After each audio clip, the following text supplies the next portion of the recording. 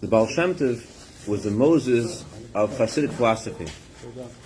But Chabad considers the Baal Shem Tov not just the Moses of Hasidic philosophy. The Baal Shem Tov is considered part of the Rebbes of Chabad. Why do we consider the Baal Shem Tov part of the Rebbes of Chabad?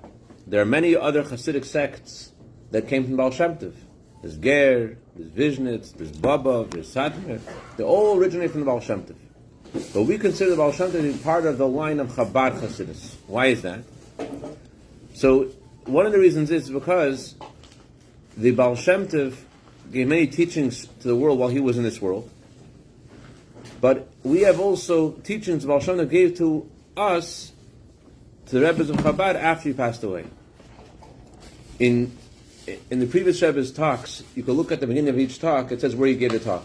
He gave this talk in Lakewood, he gave this talk in Brooklyn. And there's a talk of Rebbe Rashab where he quotes the Baal Shem Tov, and it says, this talk was given in Gan Eden.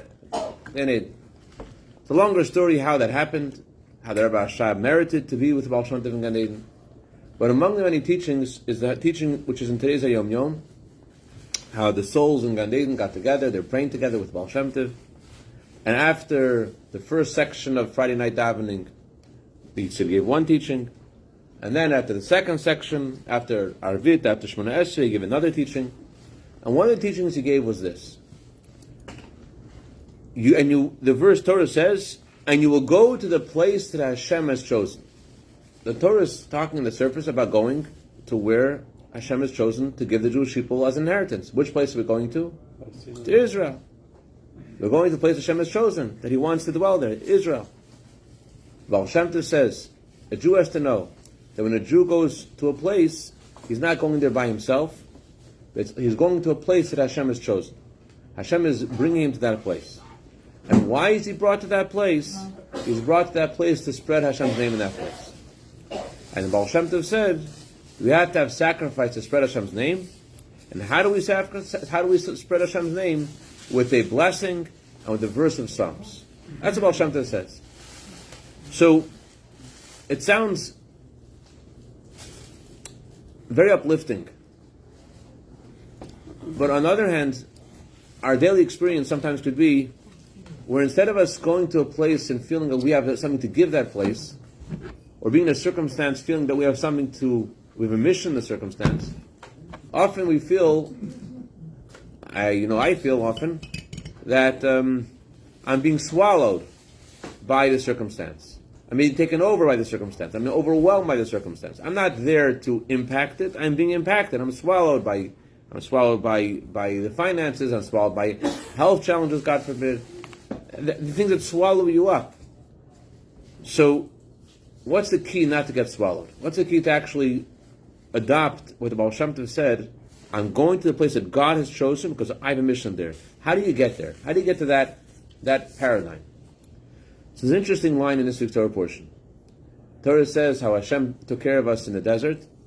And it says in the Torah that your clothing hasn't gotten ruined, and your clothing has not gotten ruined from upon you, in the plural, it says clothing in the plural.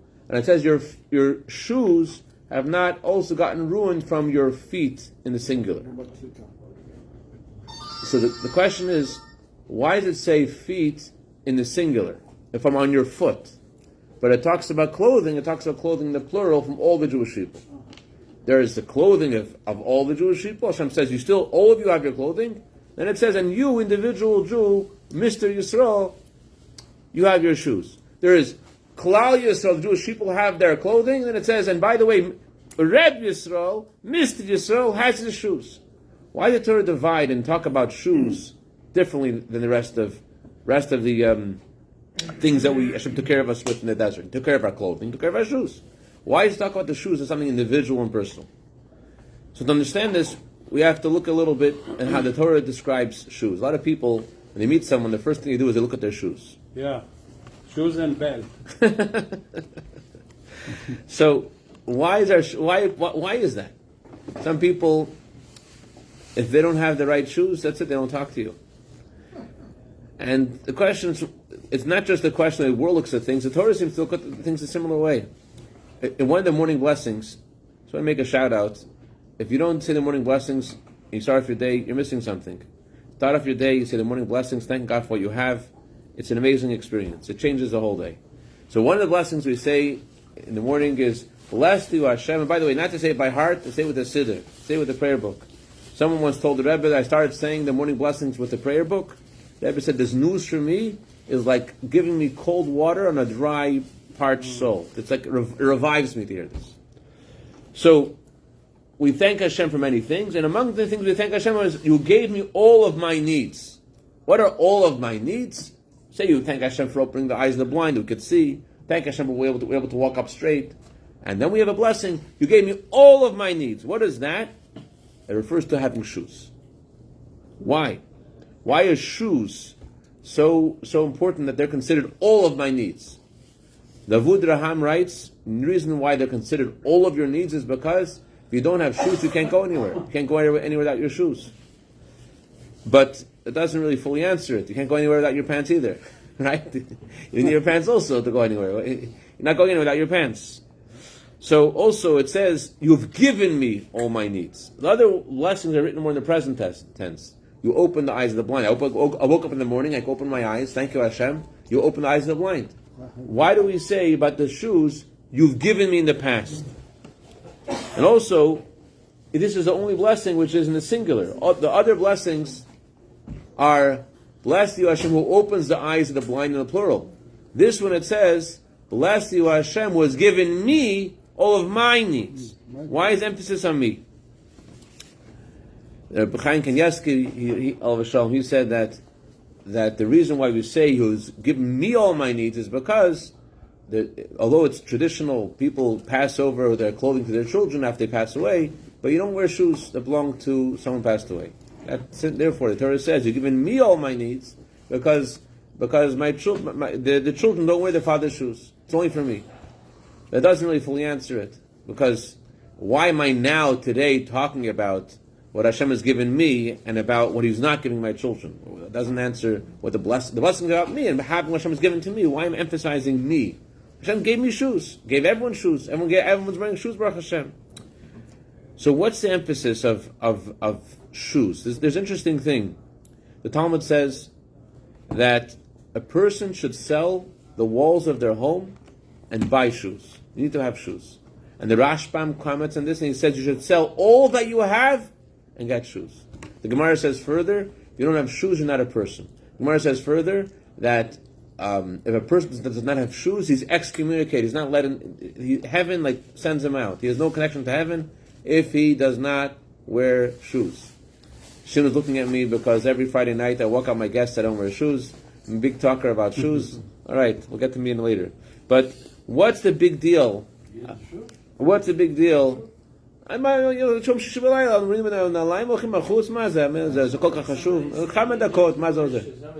commenting here, angels don't wear shoes. That's why the person escorts out the people without shoes. Thank you. Flattery will get you everywhere. Okay, now let's go to history. You never heard this before. You hear this the first time tonight. The Zayis Ranon was a book written by the Moshe Isserlis, the one who gave us the mappa, the covering. The Code of Jewish Law was written by the Reis of Kairei, the Code of Jewish Law, and the Code of Jewish Law is called the Set Table. It's called the Set Table because you look in the Code of Jewish Law, it's all set up for you exactly what to do. So on the Code of Jewish Law, there's a commentary from the Ramah, and the commentary is called the mappa, the tablecloth. So the author of one of the most foremost halachic works also wrote a book on the Medrash, and he wrote, and so did the Rebbe Pan wrote the same thing, that when Adam and Eve left heaven, God gave them a present. This is a history of shoes. God gave them a present, God gave them shoes. Why is that the gift you give Adam and Eve after they're leaving heaven? Now they get shoes. What's shoes? Yes, Abel. He made them garments in the first place, and gave them shoes because now it's going to be a more harder reality. It is a harder reality. So let's understand it. What was the difference between before the sin and after the sin? Before the sin, there was also evil. There was evil before the sin. The snake was evil, but the snake was outside of you. The snake was inside you. After the sin of the tree of knowledge, all of a sudden a person by himself was attracted to evil. That's one difference. A second difference is since the evil is inside of the person, a person can no longer distinguish between what's good and bad. You could think that what's bad is good and what's good is bad, and and we're just, as we're just seeing now, and not just man changed, the world changed. The world became more coarse, the world became more confusing, the more became world, and we see this week the way the world is reacting to the murder. It's impossible. It's impossible to imagine the way the world is now 20 years ago. We would never think that people would speak openly. It's good he got killed. No one would say that. No one would say that. No one would say that. You couldn't imagine that.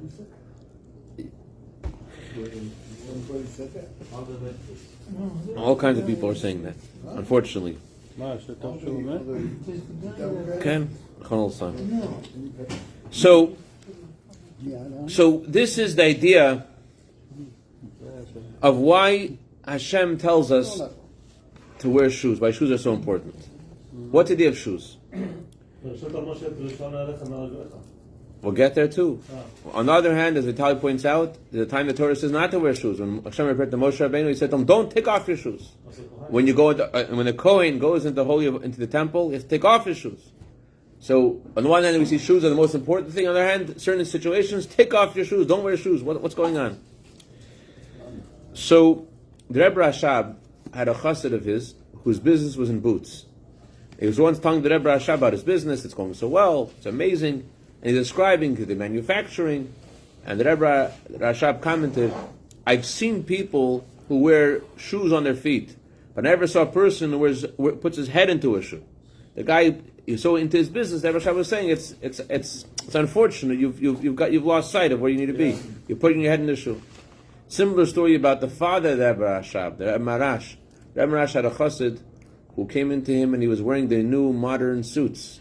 New modern suits had a little pocket on the top with you put a flower in there or something, right? Mm-hmm. That was a new fashion in that time of the Rebbe Marash.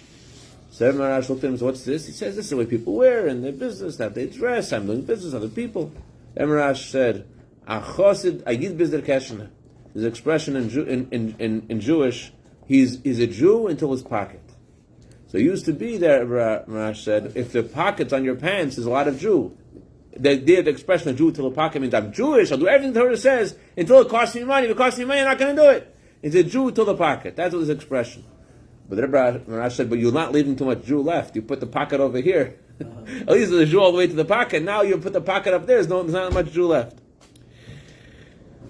So the idea of Hashem giving Adam and Eve shoes as a gift, Hashem always gives us the cure before the disease. As the Baal Shem Tov taught, everything happens in the world by divine providence. So Hashem gave us the antidote to the condition that Hashem placed us in. And that is the idea of a shoe. The idea of a shoe is that you're lifted above the ground and you're reminded that you have a mission in the world. When you look at your shoes, you're supposed to think about how you are meant to be on top of the ground, not inside it. That you are meant to give something, not meant to be affected by. That's the meaning of the blessing. Sha'asa li kol sarki. God has given me already in the past all of my needs. What does that mean? What Vitali needs in order to contend with his challenges, the shoes that he needs are different than the shoes that I need. Hashem gave him and endowed him with strength and talents and gifts that he has for his mission. Hashem has set down Zohar with his talents and his gifts for his mission, and every person has their shoes. Hashem has given each person their ability to be lifted above their surroundings, so that they know what they're meant to do in the world, and so that they have the power to do what they need to do in the world. The Rebbe Rashab once sent the previous Rebbe on a mission, and before he left, he said you have to wear a warm coat. You take a warm coat with you. The previous Rebbe had to go that Shabbos to a bar. He had to visit a certain Russian minister, and the only place he could go, Jews were not allowed to live in that area. So the only place he can go on Shabbos, he couldn't travel, he had to meet the minister on Friday night. The only place he could go was a bar. So he had to be a whole Shabbos in a bar. Imagine, the Frierdiker Rebbe, a whole Shabbos in a bar. So the previous Rebbe, the Rebbe Rashab told him, before you go on this mission, take with you a warm coat. What that means is, you have to have something to protect you for the challenges of where you're going to go. So the Rebbe said in a similar way, there are places you're not supposed to go. Even the places that you're supposed to go are challenging. You have to take with you a warm coat. That's the idea of the shoes. that you realize that there's something about where you're going which is not for you, and you have something to give to where you are. The shoes are not just another thing that we wear. The shoes represent how we are not about the earth. We are about being above the earth. We have something to impact, not to be impacted by. And that's why the verse says, you given me in the past. That Hashem, already from Adam and Eve, He gave them this special strength. They're going to leave the Garden of Eden. They're not in Kansas anymore, Dorothy. It's not the same thing.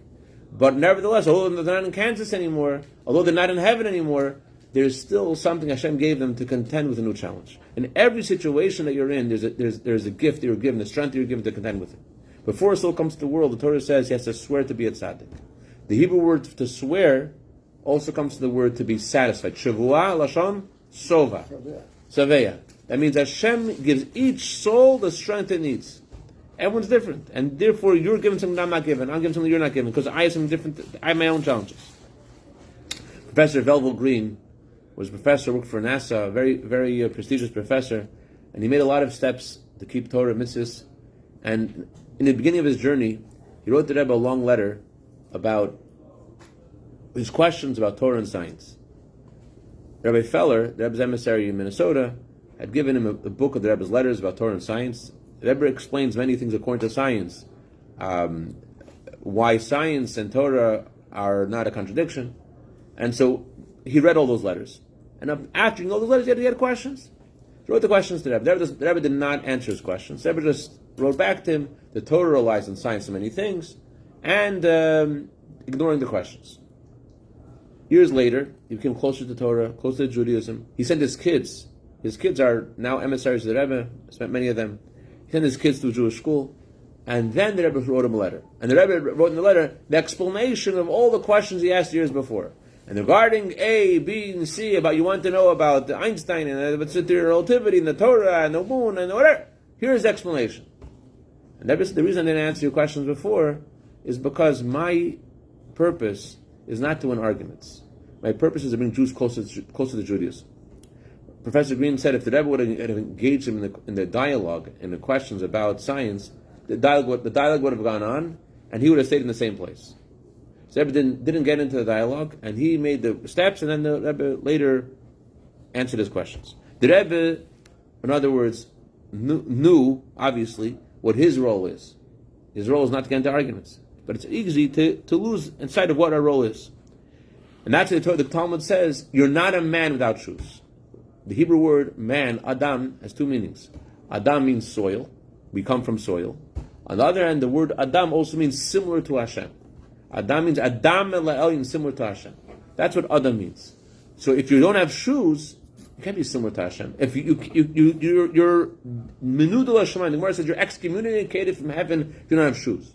The Avud Raham says this is what the Torah means when it says you have all your needs when you have shoes. Why? Because you can go out to the world. It doesn't just mean if you have shoes you can walk outside. Are you going out into the world, or are you going into the world in a way that the world's going to swallow you? In order to go out into the world, that you're going to impact the world, you have to have shoes. You have to be above it. You can't impact the world if you're part of it. You have to impact the world only by being above it. When you're going to meet Hashem, as Moshe Rabbeinu met Hashem in the desert by the burning bush, he didn't have to be above the space, separate from the space. He had to be connected to the space. He had to be close to that space. That's the place of the temple, the Beis HaMikdash. The Beis HaMikdash, a Kohen doesn't wear shoes. He has to be part of the space.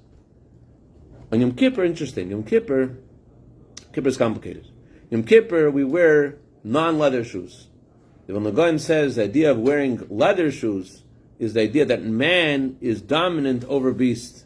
So on Yom Kippur, when we're living in a state where we're like angels, we don't need to be reminded of our dominance over nature. We're already above nature. But the idea of a shoe, I think that this story brings it out. I heard the story from Rabbi Shatai Savatitsky about a Holocaust survivor. Unbelievable story. There's a Jew in Auschwitz, and he has a shoe and without a lace. So a Nazi screams at him, says, "You're wearing a shoe without a lace? Take the shoe off. Take the shoe off." Imagine in Auschwitz, in the winter. Take the shoe off. he takes the shoe off. What's he supposed to do? Then another Nazi sees him walking with one shoe. Jew, you're walking with one shoe? Take off both shoes. Take off the other shoe. Why have one shoe? Take off both. Takes off the shoes. And walking in the snow in Auschwitz, his feet bleeding all day, mud. It's terrible. Another man in his barracks somehow had smuggled in a tiny diamond. And he felt bad for this guy. And he went to a capo, and he said to the capo, you get shoes for my friend, I'll give you the diamond. He got him beautiful boots. Get him me boots. He got him big, beautiful boots. He gave his friend, but when he got the boots, when Shimon, who had bought the boots with the diamond, when he got the boots,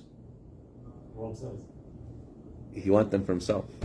He took off his shoes, his lousy Auschwitz shoes, and he put on the boots. Why should I give them away? I need them also. My life also is in danger. Then he's like, I didn't do this for this. I didn't do this for this. He takes off the boots, he gave it to his friend, and his friend survived. They both survived. And the guy who gave the shoes became very wealthy, very successful. And the other guy also survived, and one day, the guy he had rescued, he kept the shoes, he kept those boots as a memento of what happened in Auschwitz, and he sent the boots to his friend who had rescued him. And one day he managed to visit that guy who had given him the boots. He comes to his house. The guy is very successful. He has all kinds of things in the display case, menorahs, silver menorahs, and in the center of it all, what does he have? Boots. There's the boots. Why the boots? The boots are, he said, without the boots, I don't know what I'm doing here. I don't know what it's all for. I need to remember what it's for. That's the other shoes. That's the boots. The Baal Shem Tov famously said a story about heaven, about Gan Eden. What happens on Simchas Torah in Gan Eden? Baal Shem Tov says in Gan Eden, the angels are bored. Why? Because on a regular Shabbos, you have Shimon coming into Shul, they got stuff to do. They're davening, they're saying Kaddish, the angels are busy. Let me do this, let me lift up that angel, let me lift up this prayer, Shul saying Kedusha, Baruch saying Kaddish. We got to do something, the angels are busy. But at Simchas Torah, everyone wakes up a little bit later. The angels have nothing to do. So they're cleaning up. What are they cleaning up? And they're in Simchas, in Gan Eden, they see in Gan Eden, Malach Mechol is putting together the shoes that have been worn and torn from the dancing of Simchas Torah. And Malach Mechol says, here are the shoes from Leipzig. Here are the shoes from Tehran. Here are the shoes from Shiraz. Here are the shoes from Esfahan. Here is the architect Jack Mashi, who knows how to make it happen. Thank you so much. Kabul Bashe. 1 second, let me see your shoes. Okay. When Jews dance, said the Baal Shem Tov, their shoes get torn, and their torn shoes go to heaven. And the Malach Mechol said, I'm going to make a crown for Hashem. Listen to the punchline. I'm going to make a crown for Hashem, said the Baal Shem Tov, said Malach Mechol. The angel Bechol said, I'm going to make a crown for Hashem from the torn shoes of the Jews of Leipzig. Make a crown for Hashem from the torn shoes of the Jews of Berlin. That's the story. And the angel Matat, he is the one who makes a crown for Hashem from our prayers. Malach Mechol, so I'll make a better crown from Hashem, from our shoes, than that he makes from the torn shoes, more than he makes from the prayers. Questions, what's the idea of the torn shoes? Why not torn shirts? Why not torn pants? Simchas Torah, things happen, it's not just torn shoes. We got torn socks, got torn pants, and we don't have to get too graphic. So why does it say dafka torn shoes? The answer is that torn shoes mean that although we know we're supposed to be above everything, we're supposed to be conscious of our mission, but we have torn shoes. We don't always get it right. We get it, we go into our mission, we get into the day-to-day, we know after the fact, of course Hashem would save me. Yes, Baruch Hashem. But then it happens the next day, we're like, oh my gosh, there's no way out. There's never going to be a way out. And then we make mistakes, we say the wrong thing, we do the wrong thing, we get nervous, we get angry. You know what I'm talking about? Anyone have torn shoes besides me? You don't know what's going on? We all have torn shoes. So Hashem understands we have torn shoes. And yet, what does Hashem say? Ma yofu No, what's the lashon of Moshe? Atazeh. What pa mayafu na'aleich pamayich na'alim. Mayafu pamayich na'alim bat nadiv. How beautiful Hashem says are your steps and shoes, daughter of the generous one. The generous one is Avraham Avinu. We're called a daughter. And what are we doing?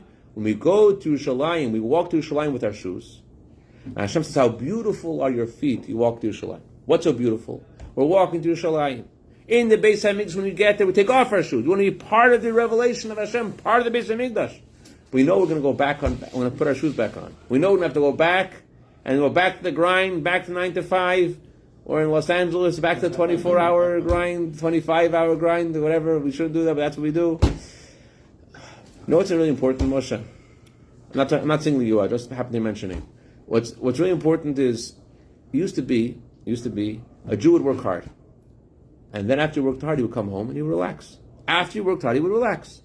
Today, you come home, you know what happened now in Scandinavia? You have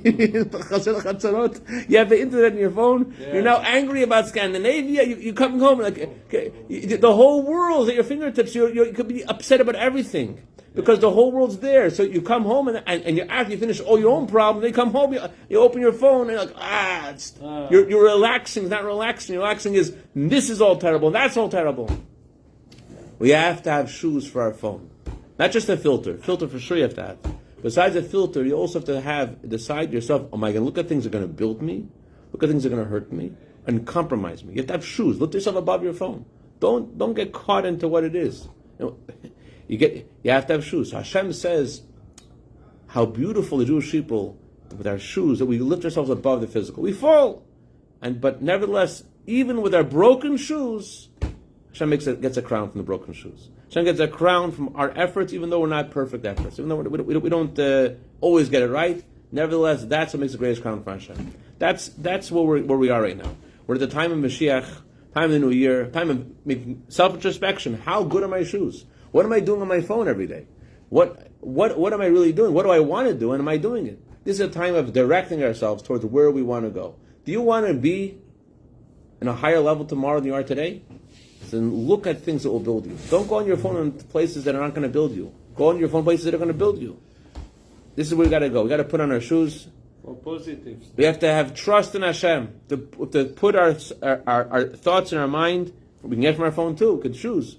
I'm going to go read that boring app with all the stories of bitachon, not the joke app which has all these funny stories. But I mean, I know what's going to happen. You know the joke app. Okay, fine. I got a funny story here. But you need the stories of bitachon. You know what comes out? You're alive. You're lifted up. That's where we got to go. In the first part of your lecture, you were saying that Torah specifically mentioned the idea of shoes. In the individual, in the personal. Because everyone's different. And also, notice during